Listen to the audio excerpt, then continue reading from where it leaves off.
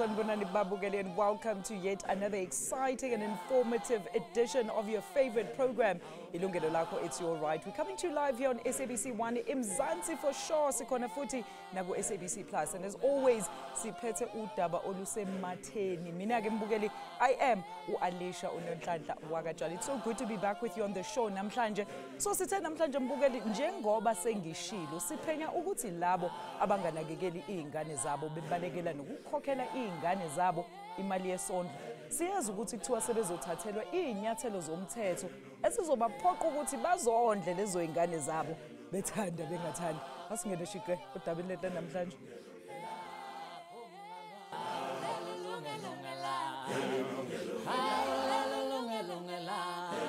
Izingane eningizimu Afrika zikhula phansi kwempilo enzima kakhulu, zingenakudla, zingenaimpahla zokugqoka, impahla yokuya esikoleni, zingenakunakukela, kodwa abazali bazo bengaswele beziphilela kangcono. Sebebona ke kodwa manje ukuthi siyabona ukuthi umthetho uyabona ukuthi kumele uzame ukuthi ukwazi ukuthi uyagwema lokhu ukuze bekwazi ukuthi labo abangakhokhi imali yesondlo bazobanzwa kanjani. Manje ke mbukeli ukhuluma kabanzi ngalolu hlelo lokuzingela labo ababalekela ukondla izingane zabo. Asamukele uMarina Short ula e-studio nami ukhulumela ke yena i-Consumer Profile Bureau. Samukele noKamogelo Lehubu Wilderson omele umnyango wezobulungiswa kanye noFelicity Guest yena ke uyisishoshovu samalungelo ezingane bobabili. We are connecting with them through our teams. Ladies, a very good afternoon to each and every one of you. Marina, I'm with you in studio. Good afternoon. Welcome to the show. Tell us a bit about, of course, your organization that is the Consumer Profile Bureau. Thank you, Alicia, and welcome listeners, and Kamogelo and Felicity. Consumer Profile Bureau is a proudly South African bureau where we focus on finding solutions for South African problems. And I think the maintenance order project is something that lies close to my heart. And as a mother and a grandmother, and I would like to believe that we can make a massive difference for the children of South Africa. Thank you so much. I'm going to ask you in a moment to comment about this MOU, Marina, once I've also greeted our ladies on Teams. Ladies, let's start with you, Felicity. I mean, let's talk about this. Is this MOU then a moment of celebration or concern for some South Africans? Well, I think it's, oh, sorry, I don't know what's happening here. I think that it's cause of concern for people who don't pay their maintenance and a celebration for those that get maintenance. Yes, go ahead. Go ahead. So it's obviously a very long-term project, and I think one of my concerns are, while this is all happening, in the past 6 years, thousands and thousands of women have been blacklisted due to particularly fathers not paying their maintenance on time, and the courts have not protected women up to this point, and they will continue being blacklisted and getting poor credit profiles because debit orders bounce because the money doesn't come through on the date it's supposed to. So that is one of my major concerns, because that's still a huge inequality that people who are meant to be benefiting from it have not, and will probably still not for long into the future. Even when the blacklisting is done, that's still going to happen. And in terms of us protecting the most vulnerable, that should really be a big focus. And we're really going to get into the nitty-gritty details of this, of how this, of course, this MOU might seem lopsided and one-sided. But Kamogelo, hearing what Felicity is saying there, are you happy about this current MOU that, of course, is a collaboration between the Department of Justice and yourselves, the Consumer Profile Bureau? I think we need to understand that Felicity's concerns are very valid and they can never be negated. However, when a legislation is put in place and there's an obligation on the part of government to alleviate the existing challenges, we should be understanding that there'll always be loop gaps or gaps in application of legislation. But as a Department of Justice, we have the responsibility to do the basic ask that legislation requests us. And for me, this is a celebration. It is indeed a long shot, but if we look at the number of measures that have been put in place to try and force those who are responsible for paying maintenance to pay maintenance, it is a step in the right direction. We are not saying it's a overall exhaustive measure that will deal with all the gaps that are there, but at least we are starting to comply with what our legislature asked us to do. With the review of the Maintenance Act coming and looming, I believe that the gaps that are spoken about, the fact that women are indebted, we buy food with mashonisa, is a reality that many women face.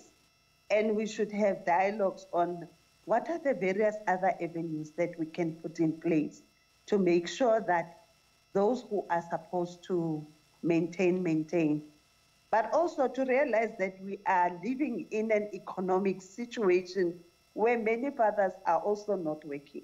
For those who are working and are making money, we are going to use the legislation. The issues that we have are really multifarious. Let us take the legislation and use this opportunity to make sure that those who can afford to pay maintenance are forced to pay maintenance through many other means, including listing them for failure to pay maintenance on the basis that they are basically in contempt of court. And we are implementing another soft measure. It's not a harsh measure because the harsh measure is Section 31. We send you to jail. But we are still peddling through to say that we don't want fathers in jail. We want them to maintain. And when we want them to maintain, we don't want them to dissipate their financial ability to pay maintenance through encumbering themselves through credit or having further credit that further will block them from paying maintenance. Absolutely. So at least this avenue is a positive avenue. All right, Kamohelo, I'm going to ask you for the details of what, you know, this MOU actually entails and how it's going to work. But I want to find out from you, Marina, very quickly. I mean, Kamohelo raises some very valid points, as well as Felicity. The fact that there has been various attempts to try and hold those defaulters, child maintenance defaulters, to account. We've had the system whereby garnishee orders were actually put out, but that also didn't seem to deter them in abdicating their duties. So how sure are you in this tracking system that it will actually deliver upon what its intended promises? Alicia, I think what's important to understand that there is various mechanisms in place that you can follow. You know, you can get a warrant of execution against immovable property, movable property. You can garnish. You can get a criminal record. But I think one of the tools that we've not been able to use because the data has simply not been available on a platform is to actually list the defaulters. And when they apply for credit, and if we look at, we're sitting with around, I think, close on 24 million credit active consumers, where there's between 10 and 13 million inquiries for credit applications happening on a quarterly base, that hopefully by bringing that into the fold of the financial data that is to be assessed, and it's an obligation to assess that we can actually make a difference. It is not the ultimate solution, but it's an excellent start. All right. So, Kamohelo, just maybe very quickly take us through how this process is going to be implemented and when it's going to be in effect. We are basically very many years behind schedule. This provision, Section 26 to 8, was supposed to be implemented in 2019. However, because of lack of capacity within the department, it took quite a while for us to get here. And as a result, when we discussed at the National Maintenance working session, it was an internal session that looked at various stakeholders that have interest in maintenance issues. This matter came for, and we said that we will look at it and make it a priority of the department to implement. So since June last year, we've been basically looking to discussing with Consumer Profile Bureau as well as our other partner, Social Justice Foundation, to look at how, even though we don't have full capacity, what is it that we can do with their help to actually fast track the implementation of this Section 26 to 8. This is the reason why we have the MOU. They are going to help us have the capacity to develop the systems as well as to make sure that the system for current orders. So basically the first phase that we'll look at will make sure that as soon as the system is developed and finalized and we can say it is working, the first phase will be for courts to be able to forward the details of defaulters, let me call them defaulters, to a platform within the department. The second phase will be an interface through which we will interface with Social Justice Foundation as well as CPB. After we have done our verification of current orders, we'll be pushing them through to our social justice partner and CPB to make sure that the risks that may occur, such as the person whose name is going to be forwarded needs to be warned that their name will be in the register. All right, Kabogelo, just hold that thought for me while you're still giving us phase 2. I want to quickly go to an ad break, and then you can continue around, explaining to us around how this, of course, legislation is going to be implemented. Mbugeli, I'm going to open up the lines after this this first break. Ungasifonela ucingo usibuze umbuzo. Sikhuluma ngalo mthetho omusha othi usuzophoqela phela abazali laba abangayikhokheli izingane imali yesondlo ukuthi bazo blacklistwa so that bangakhona ukuthi baphile impilo ezimnandi izingane zabo ziyasokona. Ilungelo lakho, back shortly after this. Don't go anywhere.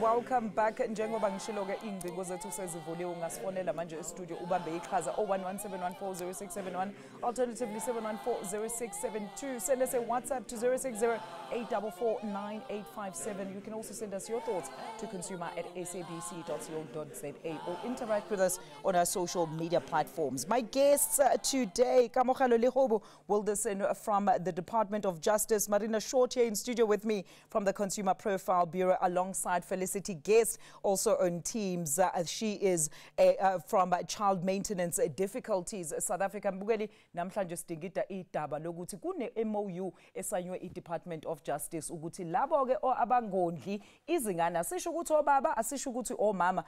If you're a parent and you are not maintaining your child, kodwa uyasebenza, lo mthetho uyak-affecta because uzo blacklistwa bhuti, uzo blacklistwa sisi, uthi uyofuna i-credit, you will not have access to it up until uze ukhokha lezo zikweleti. All right, so Yilungelo, we were still talking about the implementation phases of this MOU, and I think we were on phase 2. Please continue very quickly.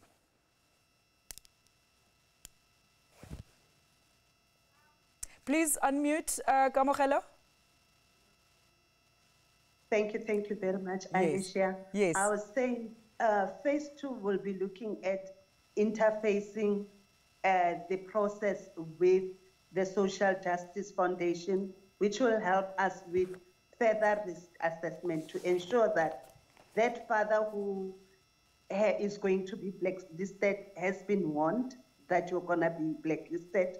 And the second issue is to make sure that children who are part of the court orders that will be forwarding to CPB and to all the other credit bureaus as a result are not appearing, because we need to protect the best interest of the child, and we don't need to end up exposing their names so that people know that they are they're the subject of disputes between the two parents. So there is a lot of legal obligation to prevent risk or harm to children, as well as to give information in terms of POPIA Act by notifying the father that now that you have failed to pay initial maintenance, you have, or the beneficiary has had to come to court to enforce the initial maintenance. And now as the court, we are forced to make sure that you now at least comply with the enforcement order. And the arms that we have created, or legislation has created, the avenue of credit bureaus. All right. To say that we need to forward you to credit bureaus so that we stop you from dissipating your financial ability to pay maintenance. All right, just hold that thought, Kamohelo, because I also want to hear from Felicity what she thinks about these defaulters that are now going to get ample warning before they actually take up their responsibilities. But I want to quickly go to the lines and take our first caller, Dumsani, all the way in Western area. Thank you so much, Baba, for joining us on the show. Ungasibuza umbuzo nomubeka umbono. Ngicela wehlise i-TV yakho, bhuti Dumsani. Dumsani, are you still there? Kunjani ma? Ngiyaphila baba, ngicela wehlise i-TV yakho kancane baba. I can hear myself in the back. Yebo, kunjani? Ngiyaphila nsizwa kunjani?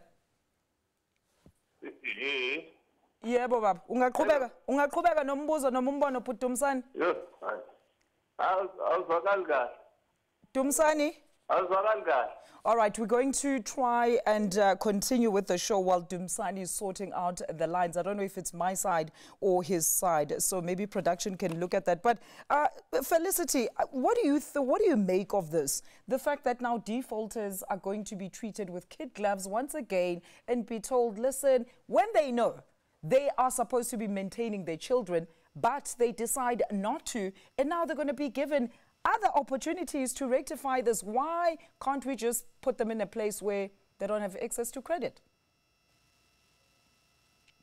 I think it's because these things are very complex, and it's actually part of the current system where if one is, even at the onset when the maintenance agreement is being discussed, and then also when arrears is applied for, is the person who is meant to be paying is kind of invited to court to put their side of the story forward, for lack of a better word, to simplify it, and to explain why they're in arrears, if they are in arrears, to establish whether they've lost their employment or whatever, because this is part of the complexity. And is if somebody is unemployed, we cannot criminalize or economically further harm poverty. I mean, it's just something we cannot do. We are a country with a high employment rate. So even for us as maintenance beneficiaries, there is a huge amount of sensitivity and empathy around that. When we say they must go to jail,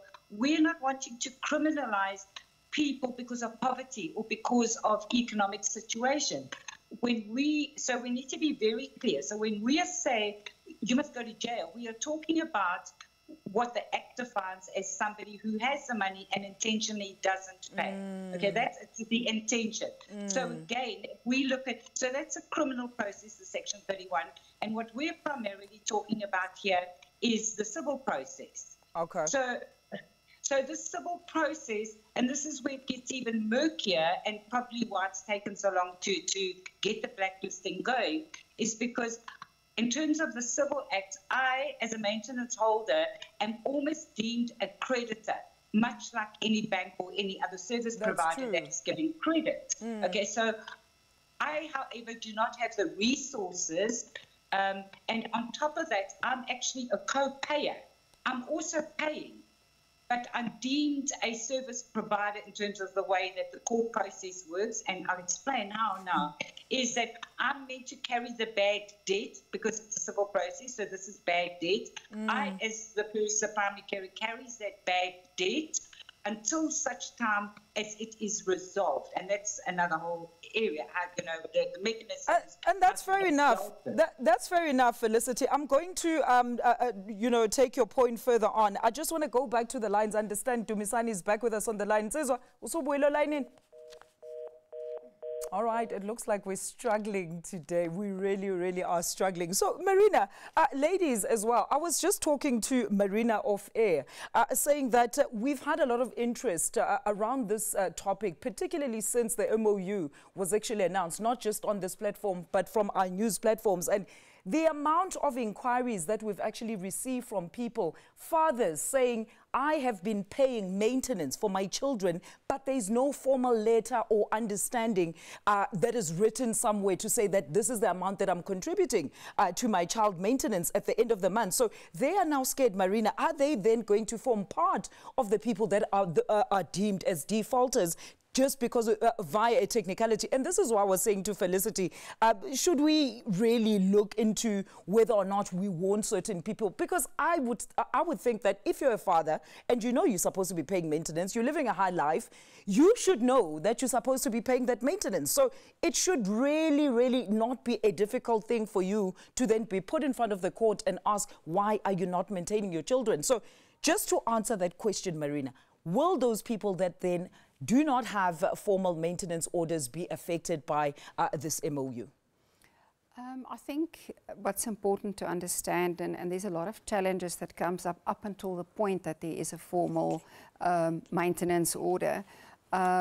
So the first part of the process that we are going to follow and we are going to concentrate on is where there is a court order or a formal agreement. Okay. And the fathers are not paying, or in some instances the mothers are actually not paying that. That's why the MOU's got three parties. It's Consumer Profile Bureau, Department of Justice, and the Social Justice Foundation. We want to make sure through the Social Justice Foundation that the data is verified. In the Bureau environment, it's important the data is reliable, accurate, and up to date. So we put an extra step in where there will be confirmation whether it's really outstanding, and only then will it come into our Bureau environment. That is why they've also created an app, where a co-parenting app, which is it's a very good app, where you can put your proof of payment and you can actually load it up there. So we'll make sure that the data is verified, and only those that defaulted when there was an order, an agreement, will go into the first phase, into the Bureau environment. Ah, absolutely. That makes absolute perfect sense. All right, Mbugele, I hope I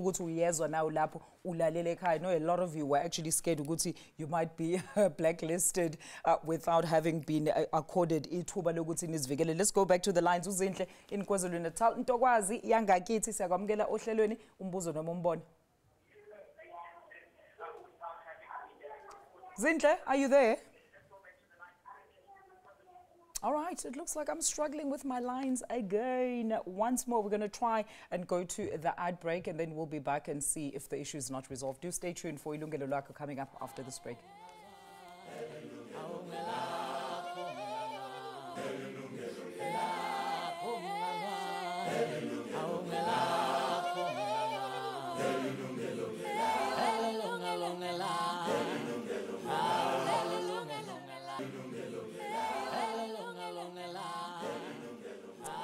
Siphinde futhi sikwamukele mbukeli ohlelweni Yilungelo Lakho. It's your right. 011-714-0671, alternatively 714-0672. Send us a WhatsApp message or video 0608449857. Our email address is consumer@sabc.co.za, and ungasithinta futhi on our social media platforms. I did have Zinhle on the line, so I'm not sure if she's still there. Zinhle, are you still there? Ungabuza umbuzo sis. All right, I'm really struggling with my lines. Mbugeli, our topic today is sikhuluma ngama defaulters child maintenance nokuthi khona into ebizwa i-MOU esayinwe i-Department of Justice ukuthi bazobabheka labo babahalante baze babathole bese beyaba blacklista if kuukuthi abafuni ukuthi bakhokhele ingane. My guest today Yilungelo Lakho ovela Department of Justice, and Marina Short, she's here in studio with me. She's from the Consumer Profile Bureau. Uyena ke la sezobe sesebenza ngokuthi amagama enu uma evela on that list yama defaulters, you're going to have to unfortunately go and deal with Marina as well as Felicity Guest, who is from Child Maintenance Difficulties South Africa. So Felicity, maybe let's go back to some of the biggest issues or some of the biggest cases that you're actually faced with pertaining maintenance issues in the country. What seems to be the biggest problem? Because we understand, we're talking with Marina earlier on, that it's not necessarily the fathers that are to blame. We understand in South Africa, people that are co-parenting, the father can also be the primary caregiver, and some women just feel, well, you know what, then I don't need to maintain that child. You know, as I said earlier, there's a lot of complexities, but let's deal with the facts.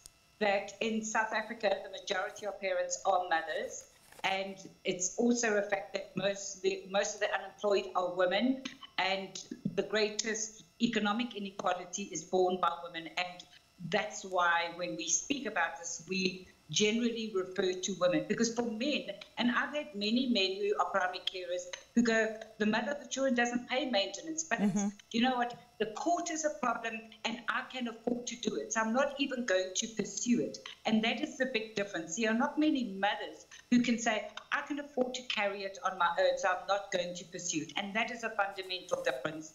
That is a reality, not just here, but globally. So, you know, for me, it's simple, and I agree with you, and that's what I was trying to build up to. If there is a court order, then, and the person doesn't pay, they know that they are in contempt of a court agreement. If a father's financial situation changes, he has every right to approach the court and apply for a reduction or for it to be suspended. So we all have legislation in place that covers our circumstances. Just like as a primary parent, if you're the mother and you lose your job, you can approach the court, and because it's supposed to be proportionate to income, the courts can rule that the other parent needs to pay an increased amount while you are unemployed. Our legislation provides for all of that. But so here's what I think the listeners need to really understand clearly. So we understand there's a first phase, which will be new applications. So those agreements will become court orders, and that information will obviously, it's very easy then for it to go to a central database that will go to the credit bureau. Again, that's similar to a normal credit process in the courts, through civil court. But let's have a look at the millions and millions of maintenance beneficiaries like myself, who has a maintenance agreement that is 12 years old. What happens with my agreement? I then go to the Social Justice Co-Parenting app, and I load my maintenance agreement onto their app so that they can verify the data. Then every month, I must update whatever the status is, whether he's paid, etc., etc. So me and maybe 5 or 6 or 7 other million maintenance holders need to go through that process. Okay, so that's the one issue. So in that is how many people will know how to do this? Is it when they go to court?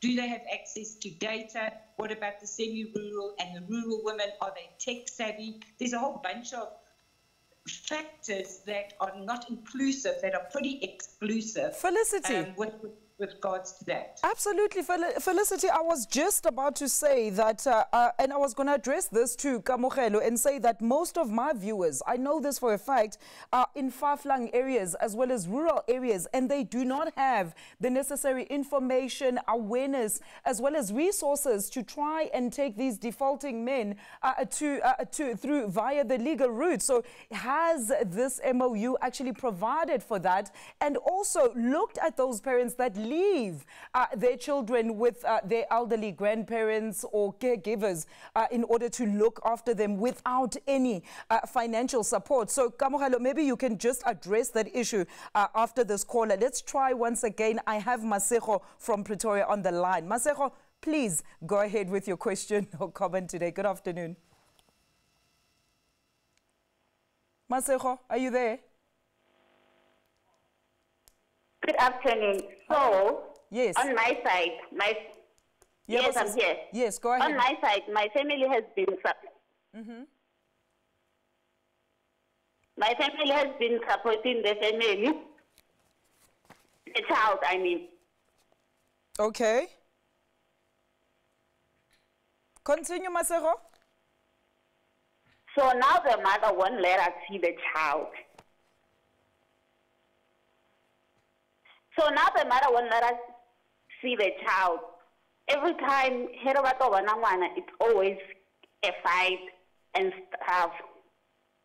Okay. So Masego, o re ngwana hao o ntse a maintainwa ke batswadi ba hao? And we've been supporting the child since. Okay, kopo re bulele hape taba ya hao. No, we see. My brother passed away.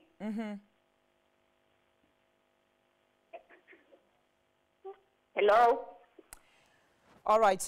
It looks like I'm struggling with the lines, but I think the gist of what Masego was saying there, Marina, as well as some of the guests, and I think this is one of these typical situations that need to be looked into where a child is maintained. Like I was just saying, Marina, that you sometimes, some parents are leaving the responsibility of their child care to their parents or their grandmothers. But now the issue here is that she says they were contributing somewhat to the well-being of this child, but now these parents will no longer allow them to come and see the child. So this is now another matter that's going to, cultivate into something else that is different. But I want to quickly address this question that I asked Kamogelo before going to the lines. Kamogelo, very important question there around the issues affecting rural women and those caregivers that are basically left to struggle and finance those kids that are either left by their children or those women that don't have enough resources to take those defaulters to court.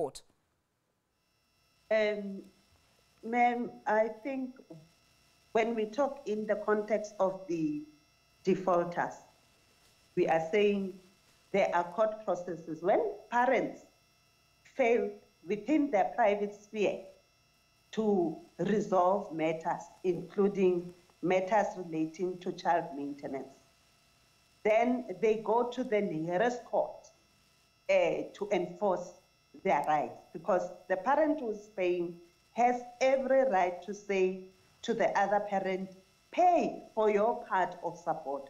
So unfortunately, this is how our society is made. However, there are various other means that we are trying to put in place to make sure that we are more accessible. And some of the projects, which I don't think touch on maintenance defaulters and the MOU, include the department developing maintenance online applications. I don't want to go too much into that, but we are trying to make sure that we are bailing our services online. But you're going to also say that these services are in English and are they accessible enough? We work with NGOs, we work with civil society partners to actually make sure that our services are accessible.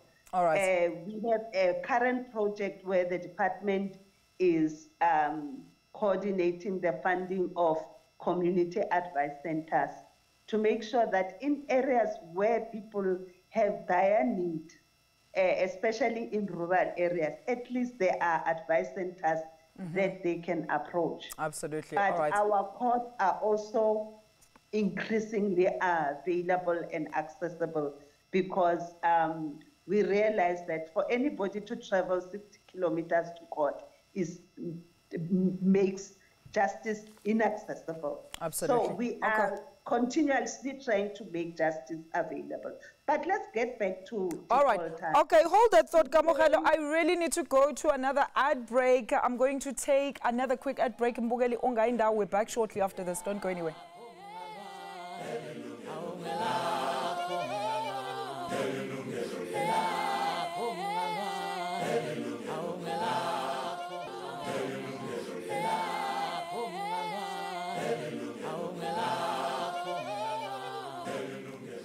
Welcome back, Mbugeli 011714. We're trying 0671, alternatively 0117140672.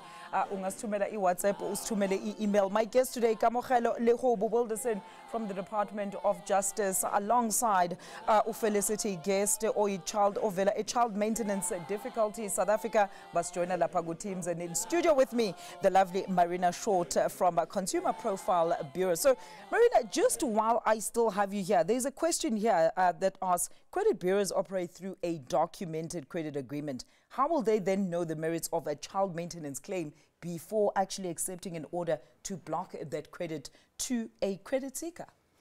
I think it's very important. That's why, once again, there's three parties to this. So, like I mentioned previously, as bureaus, we've got a responsibility to make sure the data is reliable, accurate, and up to date. So the Social Justice Foundation would be doing the verification. They are experts in maintenance orders and mediation. So they will confirm the data is correct, inform the parties, and only then will it come through into the bureau environment. So it's their data referred Yes, to so Department side. of Justice data will be referred to the Social Justice Foundation. Okay. It will do the verification, and only then will it come to the bureau environment. All right. So, Kamogelo, let's talk about izinto that you think maybe amalokuzana, defaulters, those that are actually aware of the fact that they are currently defaulting and are listening and watching this show and actually understand that there is now this MOU. It's still going through the various phases that you've mentioned. How can they rectify this situation before they find themselves unable to access e-credit?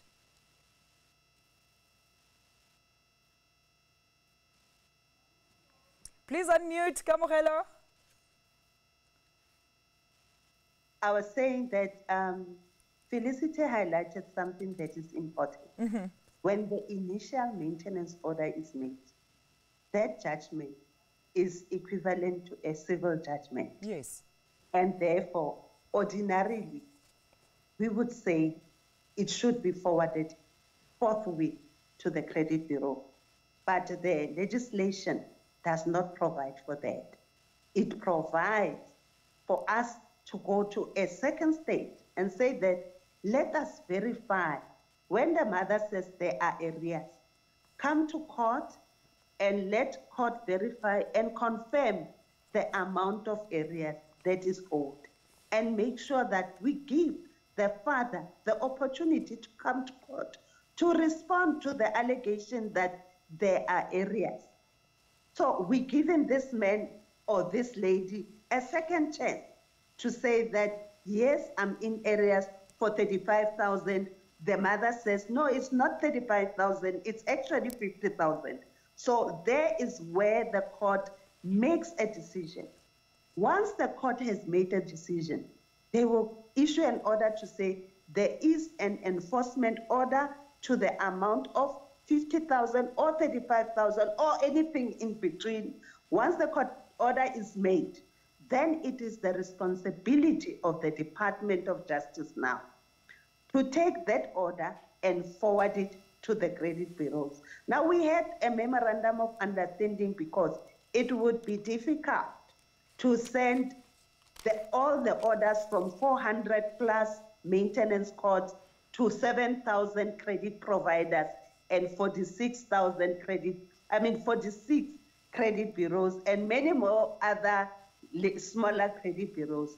Hence, we said that let's have an MOU that streamlines our processes so that we are able to forward the details through the channels, send the details to CBP. Once we are sure that the orders are perfect orders that were made that are clear, we send them to Credit Bureau via the Social Justice Foundation second clearance space. Once it is at Credit Profile Bureau, it is made available to all the credit bureaus and credit providers. This is the importance of the MOU because it was unwieldy. It was going to be very difficult to coordinate the forwarding of this data. As I checked the enforcement orders that are going through, I'm not yet happy about the number of enforcement orders that we get. But I would like to say to the public, come forward to court, enforce the orders so that at least we use this open window to actually put a stopgap to a parent who would otherwise deplete their resources by getting credit and coming back to court to say, hey, by the way, I have so many credit loans and therefore I'm not able to pay maintenance. So we're going to put this one stopgap. All right. And let me also say something. The majority of the fathers out there who are your ordinary workers, laborers, they come to court, they agree on maintenance and they pay maintenance. The vast majority of the people that were getting problems or that are problematic are people in the informal sector whose funds we are not really, they are nebulous exactly for us to court to get. And then it's people in private businesses, people who own a lot of money, and they just simply refuse. It's professionals who earn a lot of money. There's cases, countless cases, where professionals just simply stop working. Just because there's maintenance orders. So we are putting this measure in place to ensure that they don't have another gap that they can use to get money and be frivolous about their expenditures. Absolutely. Maybe, Kamogelo, I mean, it should have been, you know, directed at those, specifically those that do have the means, but are just not actually maintaining, just because for various reasons, like you've put out, that they just decide not to maintain those children. That is a very important point here that you're raising. And I think we're going to further deliberate on it during our final segment. Mbugeli, let's take our final ad break. Siyabuya emva kwaleli khefu ngayindawo.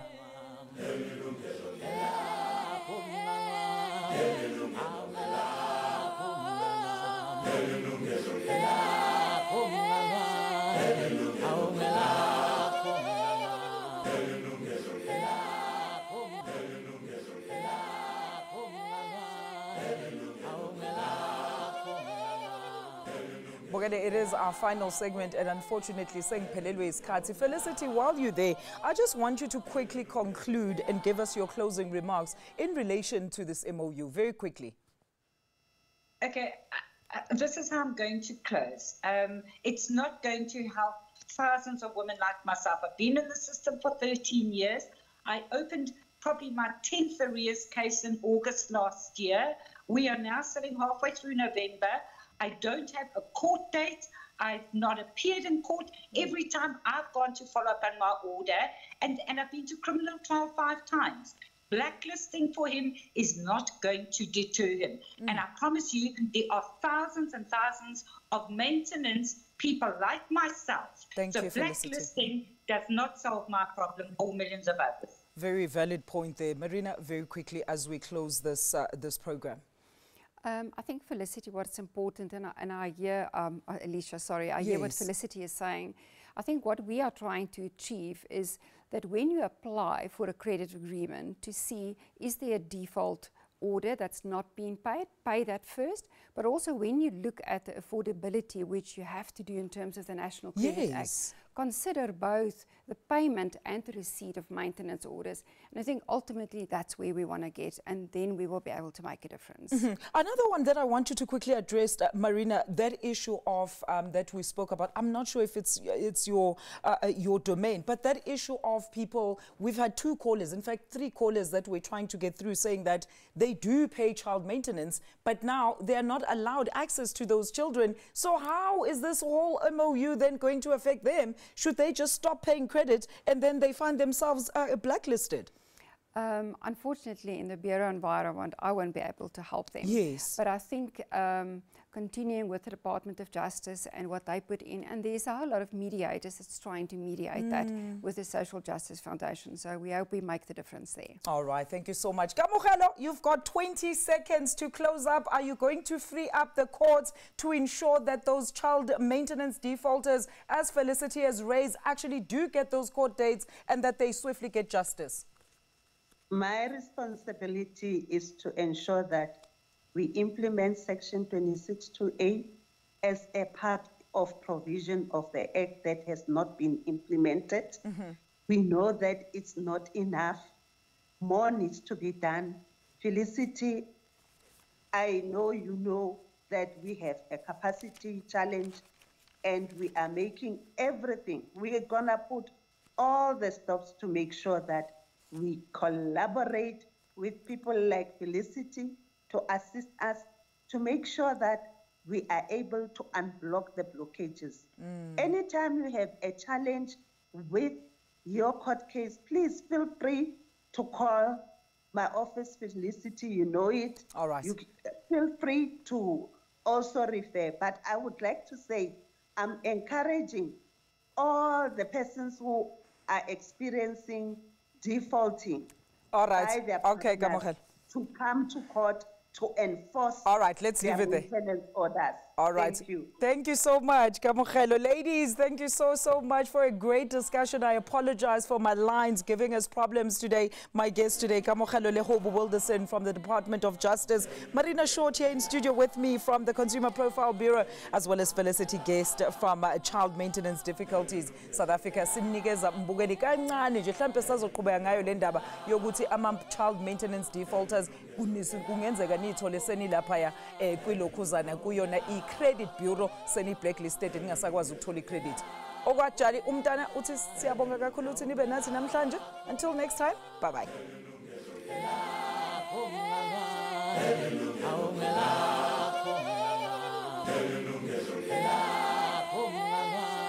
Hallelujah.